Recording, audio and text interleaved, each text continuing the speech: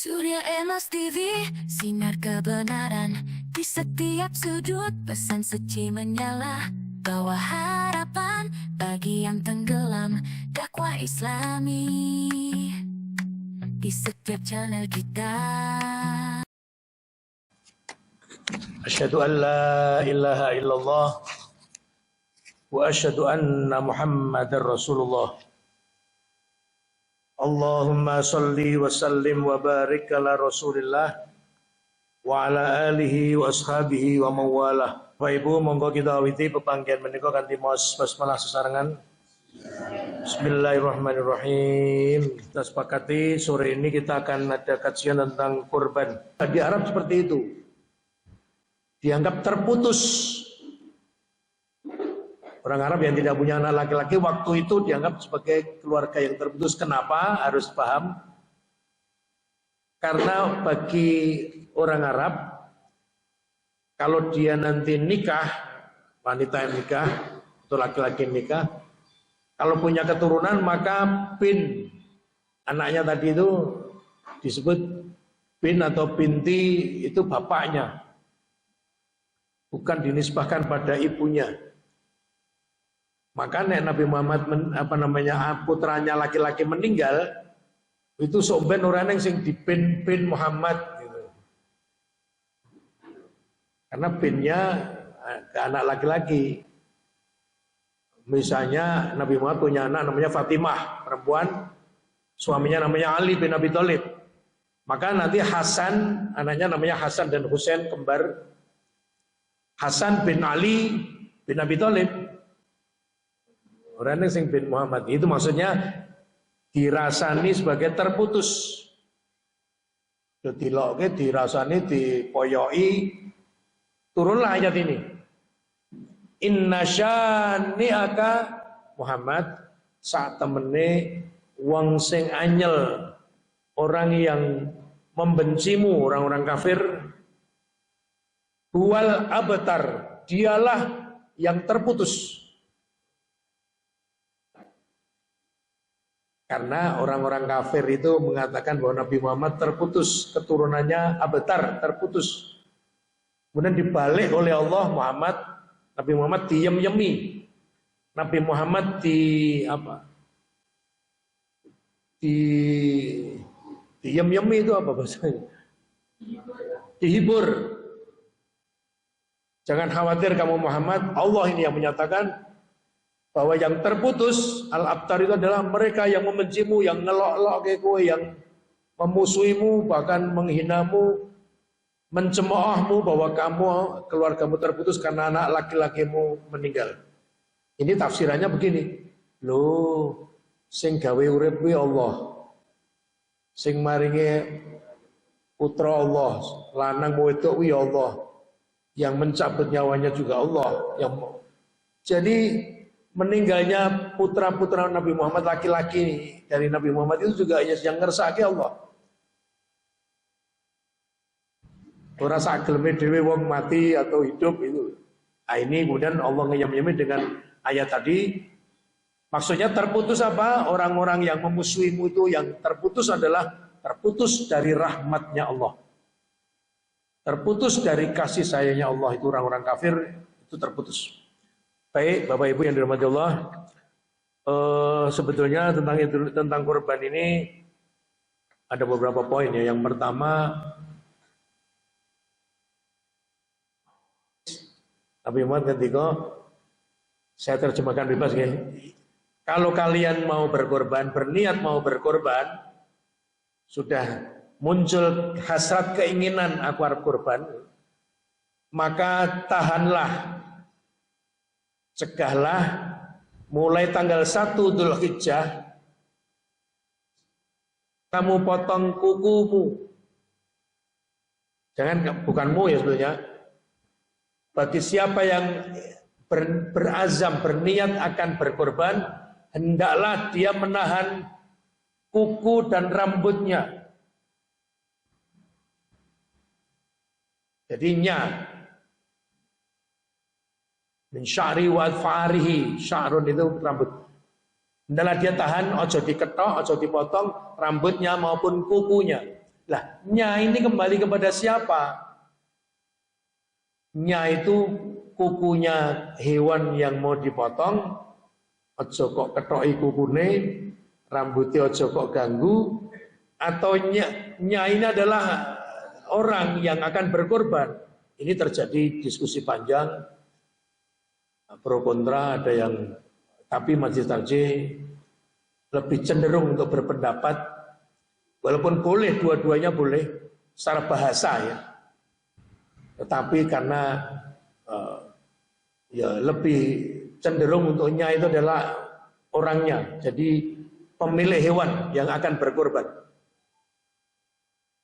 Nah, ini tapi juga tidak sampai kepada haram nek yang ngetoki kuku apa meneh, waduh lali aku korban ini tur lemu-lemu malah iki kukune kabeh tak ketoki misalnya.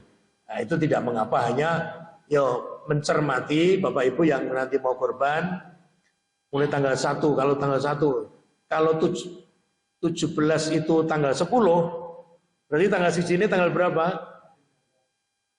Ya monggo dihitung. Yang tanggal 17 Juni tanggal 10 Dzulhijjah, berarti tanggal 1-nya tanggal 7. Nah, mulai tanggal 7 Juni, Bapak Ibu yang mau korban itu tidak usah potong rambut dan potong kuku. Dan ulama lebih menekankan bagi sahibul korban yang betul-betul yang berkorban, misalnya Bapak Ibu anak putranya 3 korban melu sapi, maka ini kembali kepada pendapat ulama ya. Sahibul udhiyah yang berkorban itu ya, misalnya ini kalau Nabi Muhammad mengatakan Allahumma taqabbal hadza min Muhammad, ya Allah terimalah ini hewan dari Muhammad, min ali Muhammad, dan juga dari keluarga Muhammad. Maka di situ Nabi Muhammad atau kita yang disebutkan dalam korban itu tidak memotong kuku maupun rambutnya. Baik, Ibu Bapak yang dirahmati Allah, ini saya membawa beberapa makalah tentang korban dari Majelis Tarjih yang dulu sudah kita korban hewan betina bagaimana? Tidak ada larangan, hanya perlu ada catatannya. Catatannya apa? Catatannya itu sementara ini nek tuku sing betina iki ketoke luwih murah. Batin seperti itu terus hampir semuanya atau lebih dari separuh tukune nek wedhus ya wedhus. Napa wedhus wedok niku napa jenenge? Ya pokoknya hewan betina, lembu ya betina. Akhirnya ini yang kemudian disoroti oleh para ahli kehewanan. Wah kuwi sok ben tahun ngarep ora eneng sing cempe sing bakar lahir lah, mboke wis do dibelei. Nah gitu. Akhirnya dimungkinkan ada gangguan ekosistem. Nah, iki mboke do dibelei sing arep bobot sapa iki. Itu saja, jadi kekhawatiran itu maka dibolehkan, tetapi kalau nanti semuanya atau mayoritas hampir setiap masjid itu sapinya sapi betina semua, kambingnya kambing betina, ini perlu dicermati karena korban tahun depan mungkin agak sulit karena atau malah bertambah mahal. Itu saja, tapi kalau bolehnya dibolehkan. Baik, berkorban untuk orang yang sudah meninggal, ini juga masih ada kasus-kasus atau kejadian di tempat Pak, kalau derek korban, oke, pinten 4 juta urunane, nomor 3,5 juta, ditulis atas nama siapa, panjenengan atau ibu, boten kula, boten ibu, lah sinten, Simbah sinten, almarhum, disebutkan namanya. Ini beberapa masjid menjadi masalah karena mereka sudah ada kajian-kajian. Ojo, ora sah kok jenenge simbahmu, bapakmu, ibumu sing wis itu. Ini masih tarjih. Lah pripun wis panjenengan, jenenge panjenengan. Lah kenapa? Lah wis itu wis sudah habis. Ya menurut Majelis Tarjih tidak ada tuntunan syar'inya seperti itu. Maka sebaiknya dihindari. Nek penjenengan dari panitia atau salah satu panitia atau malah ketua panitia, tapi harus cermati ini siapa ini. Nah, ono almarhum ngono ya. Wah, niki sing nek lembu VIP itu siji wis almarhum. Ah niku sing enem kok boikot, wah kula mboten mau nek kali niku. Ya ini dicermati pada waktu pendaftaran itu bisa dicegah, Pak. Ini nanti menjadi masalah.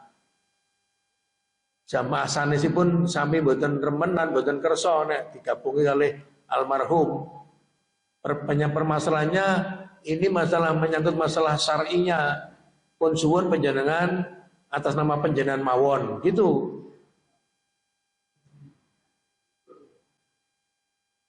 Itu satu. Kedua yang hampir sama, ini juga muncul Pak. Tahun wingi sing korban wis panjenengan asmane. Tahun biyen-biyen ya selalu panjenengan. Mbok saiki ibu genti jenenge kuwi lho. Jare sok nek kiamat kuwi ning kuburan tangi do numpak wedhuse dhewe-dhewe. Lah bapak numpak wedhus pira 30 tahun bapak terus. Engko aku numpak apa? Ini tidak perlu seperti itu. Kenapa? Nabi Muhammad berkorbannya Allahumma taqabbal hadza min Muhammad wa min ali Muhammad, dan dari keluarga Muhammad. Maksudnya kalau korban satu kambing untuk satu rumah, ya wes satu rumah itu nanti kebagian semuanya ganjarannya sudah terkena, sudah mencukupi. Tidak harus dinyatakan saiki bapaknya sesuk ibune sesuk meneh anake urut barep terus nomor loro nomor telu, itu tidak perlu seperti itu. Baik. Kecuali nggih bapak kita atau ibu kita bernadar, Lem atau Mas atau Pak, ngomong sama putranya, aku kepengen melu korban kayak duwite neng nisor bantal cikuan melu urunan masjid satu lembu kayak petang yudo uruno dereng titi wancine ibu nopo bapak sing ngendika oh sedo. Lah ini boleh. Makanya kalau ada almarhum dicek dulu iki piye. Ini ibu kula pun nadar. Ibu kula pun janji. Aku melu korban kayak duwite jikuan bayarno. Nah, adapun dia meninggal itu bukan karena korbannya orang meninggal, tetapi korbannya ibu saya memang sudah dijanjikan waktu itu. Ini benten. Anu tulisannya almarhum tapi perlu, lah ini perlu penjelasan oleh pemilik kepada pemilik hewan Saibul Korban oleh ketua panitia. Momenipun Bapak Ibu niki sapi nomor 3 niki wonten salah setunggalipun almarhumah Mbah Karto umpamane. Ini ceritanya begini, Mbah Karto ini pun nyepake duit. Ini kalau tasih sugeng pun nyuwun kepingin korban didaftarke pun bayar terus itu saat durungnya dibeleh. Jadi ini tetap sah boleh dan itu ya harus ditunaikan karena itu sudah janji, sudah nadar, sudah akad, sudah ada perjanjian. Jadi benten sama-sama almarhum tapi perlu penjelasan sehingga tidak muncul dugaan-dugaan yang kurang nyaman. Saya kira itu perlu dipahami. Bapak Ibu yang dirahmati Allah.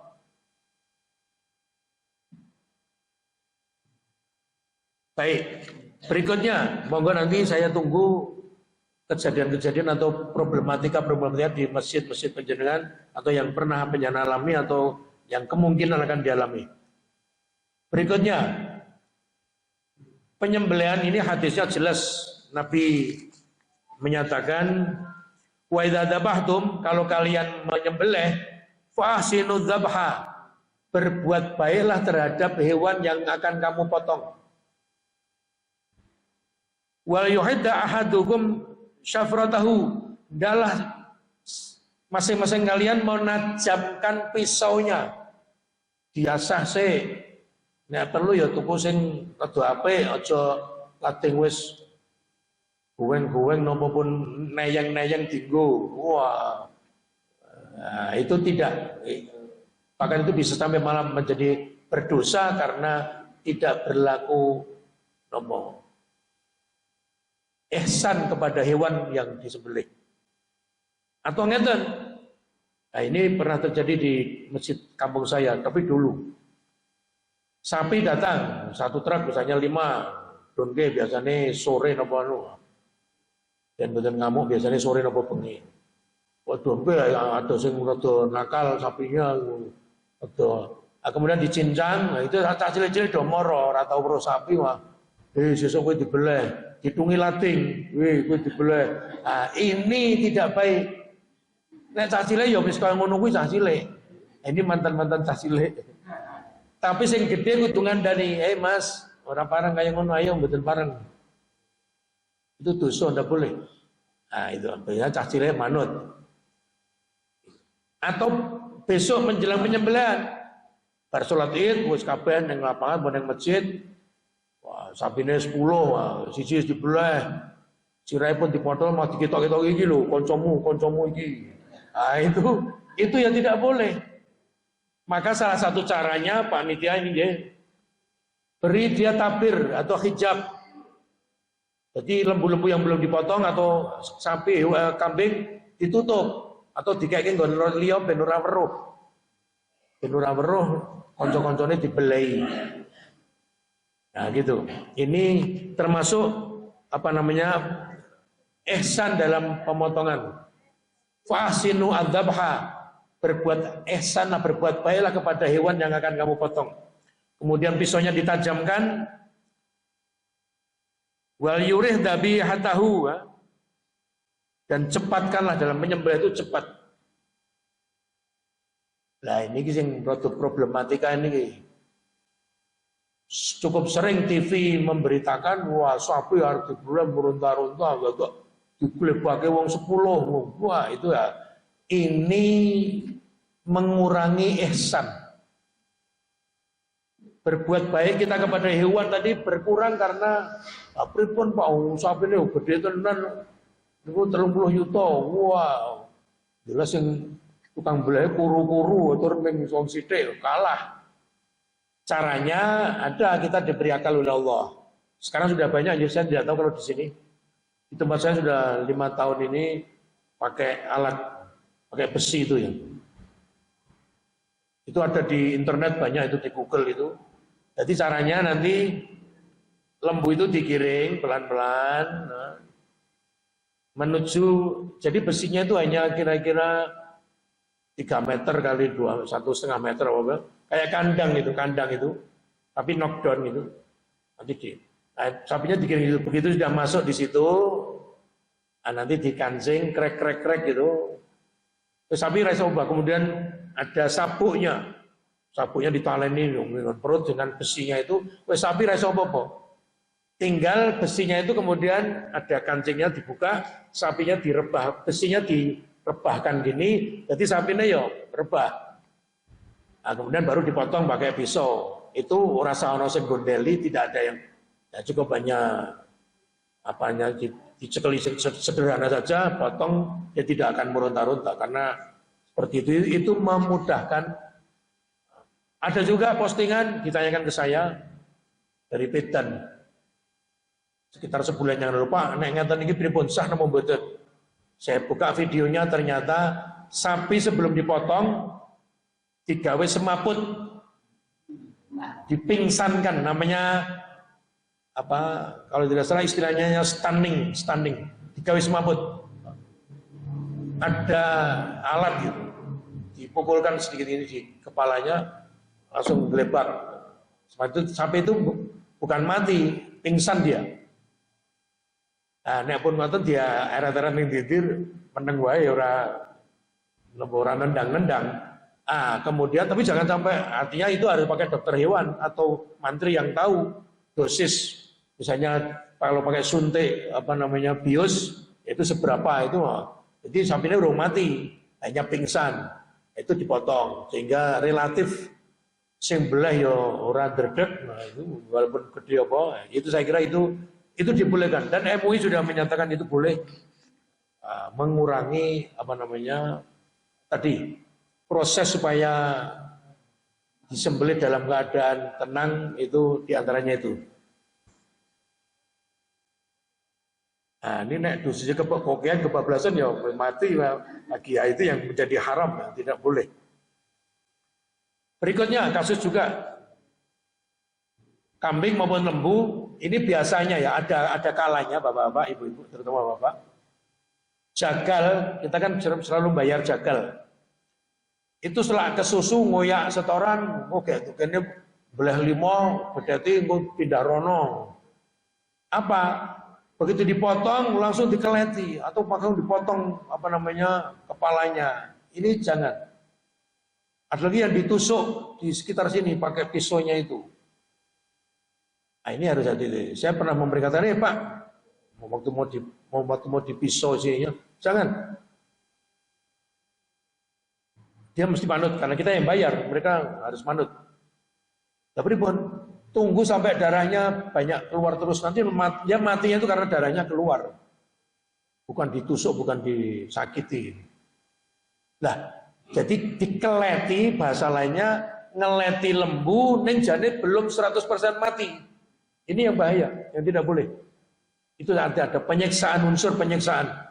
Nah, ini tentu dibutuhkan kalau di tempat saya ya, penjenengan masjid, penjenengan salah satu sohibul korban atau panitia. Itu dicatat harus ada 1 atau 2 orang, minimal 1 syukur 2 sing memonitor. Jagal itu dimonitor, aja sak gelem nih. Nah, jadi terutama memenggal kepala itu jangan dulu dipenggal, dibelah dulu, nanti gas saluran nafas, makanan itu nanti dari situ semuanya darah keluar, nyembur lah itu. Nanti lama-lama hewan itu kalau sudah tidak bergerak, nah itu baru sudah mati, baru dikeleti ya, dipotong baru dikeleti. Itu beberapa hal, bapak-bapak, ibu-ibu, sebentar. Misalnya lembu 10, kambingnya 2, wes sudah dipotong semua, dibagi.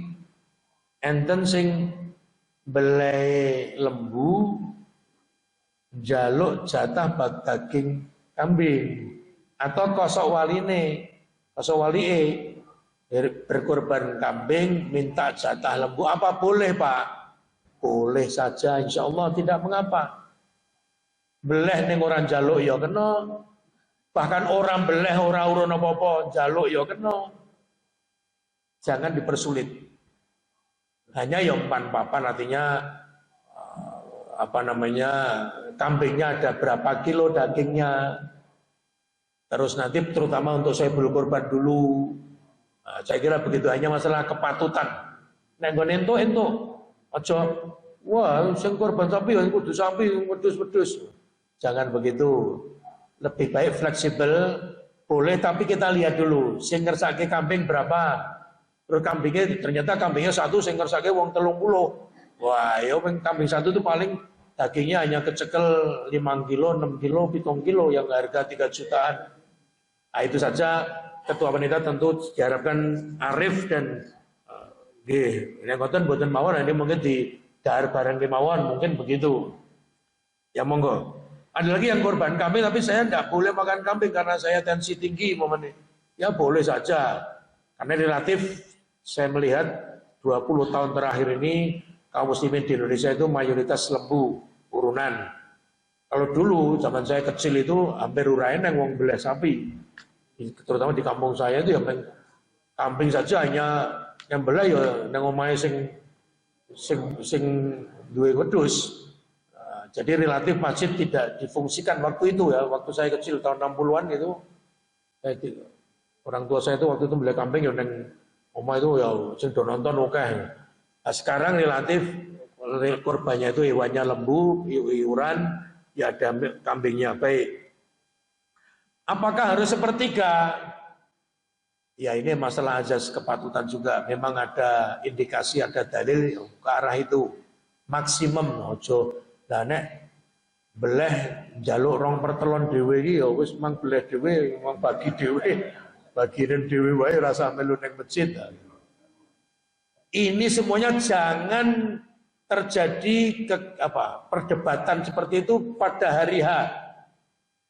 Tidak boleh. Silakan kalau mau ada perdebatan atau berbeda pendapat, seminggu hamin seminggu atau hamin 2 minggu pada waktu rapat-rapat itu dirembuk. Jatahe piro, sohibul kurban untuk pirang bagian itu dirembuk sebelumnya. Kalau mau berbeda pendapat ya pada waktu rapat itu, bukan pada waktu bulan sing duwe wedhus saya minta sekian. Nah itu nanti tentu tidak bijaksana kalau terjadi percekcokan di depan umum, apalagi pada hari H. Itu ya wong korban itu wis kita hormati mereka yang berkorban, tapi juga sing korban yo senajan wis urun wedhus siji napa sapi siji napa separo napa seperpitu itu yo jangan, masing-masing harus diharapkan paham. Ada pentingnya juga ada tausiah sebelum atau pada waktu rapat sohibul korban. Penting itu. Supaya sohibul korban itu, maaf ya, sok-sok itu ya ono sing adigang-adigung. Sapine gede, terus kaya merajai di situ, nah itu tentu tidak. Makanya dibutuhkan kepanitiaan itu. Nanti bisa dibuka surat Al-Hajj ya, atau surat Al-Bayyinah. Lam yakunil ladzina kafaru minal kitab itu ada mukhlishina lahuddina hunafa. Semua ibadah itu harus dicatat ya, harus dilambari dengan ikhlas. Mukhlisin itu ikhlas. Apa wae? Nah, ini namanya kecampuran riya, ujub, sum'ah. Nama sum'ah itu ya pamer barang itu ngelongi atau malah kepara entek ganjarane ming mergo digrogoti kesombongan atau ujub atau riya, pamer itu.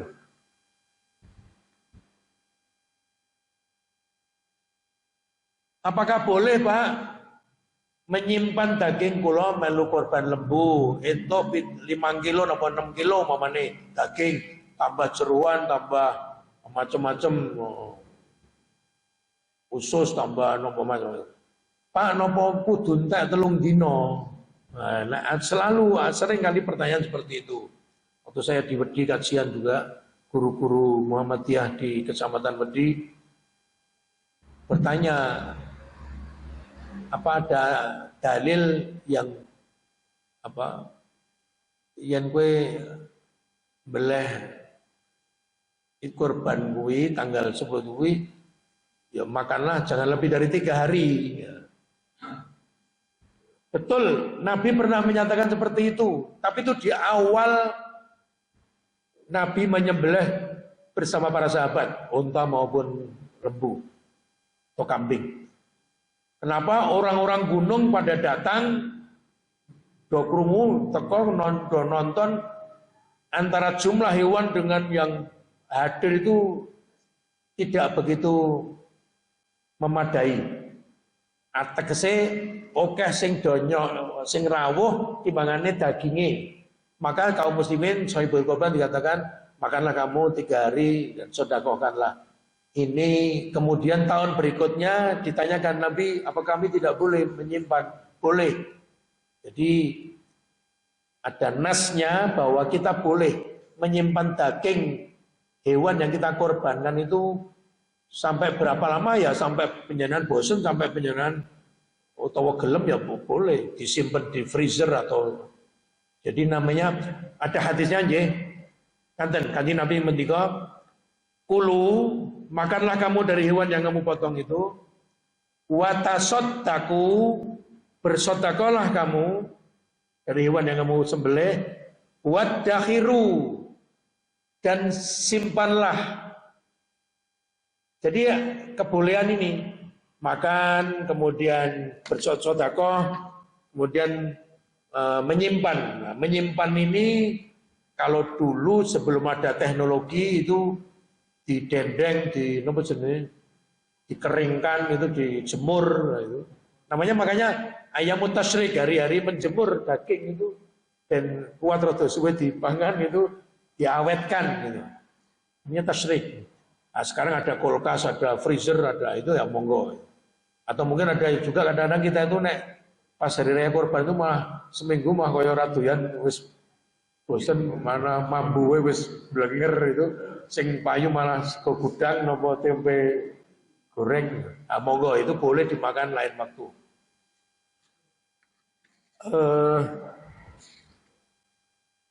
Pak, di tempat saya ada pernah terjadi beli lembu, kita tidak tahu asal beli tawar-menawar, jadi kemudian dikirim, dipotong sapinya, jebule jerone ana anake. Wah, kabeh do wedi piye iki sah apa ora? Anake niku pun wujud.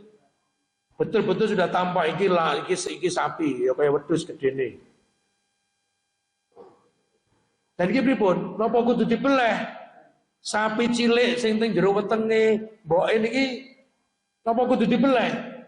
Lah niku ya ana gulune, mripate ya wis ana. Iki pripun? Nah, kita ada mendapatkan hadis dari Nabi, nggih. Sembelian anak yang ada di dalam perut induknya caranya ya beleh induke iku dibeleh, maka nek jerone wetenge ana bayine ana kok bayi napa? Pedete ada anaknya itu maka dia sudah halal. Walaupun kambing atau lembu anaknya itu wis iki piye iki baru dibongkar jerone ana anake dan utuh. Arep mangan kok kita kok boleh, itu boleh. Ada yang sudah mati. Jadi sembelian anak atau bayi janin dari hewan satu hewan itu adalah sembelian ibunya. Nah ibunya wis dibelah ya wis anaknya semuanya sah. Halal dimakan. Tidak perlu ragu-ragu. Ya. Saya kira itu masih ada waktu mungkin 20 menit. Monggo saya persilakan tanya jawab. Monggo. Surya Emas TV, cahaya di kegelapan. Teruskanlah bersinar di ruang digital yang luas. Dakwah Islami menyinari dunia. Surya Emas TV membawa kita